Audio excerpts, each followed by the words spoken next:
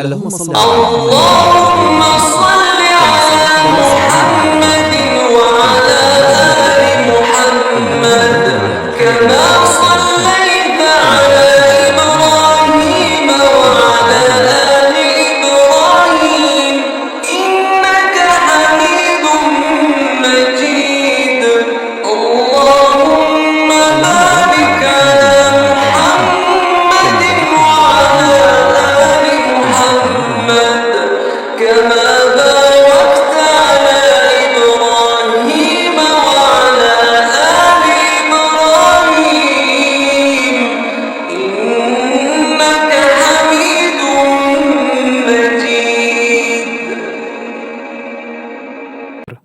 أعوذ بالله من الشيطان الرجيم. بسم الله الرحمن الرحيم. नंबर 2 सूरतुल बकरा आयत नंबर 185।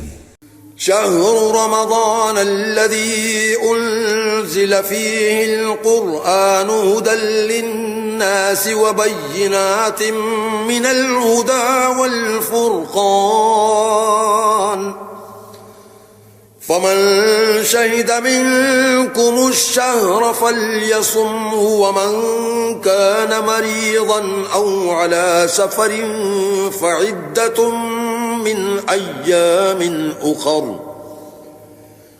يريد الله بكم اليسر ولا يريد بكم العسر ولتكملوا العدة ولتكبروا الله على ما هداكم ولعلكم تشكرون.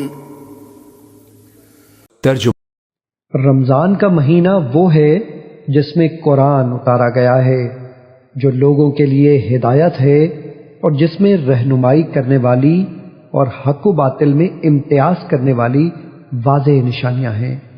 बस तुम में से जो कोई इस महीने को पाले तो वो इसके रोज़े ज़रूर रखे और जो कोई बीमार हो या सफ़र पर हो तो दूसरे दिनों के रोज़ों से गिनती पूरी कर ले।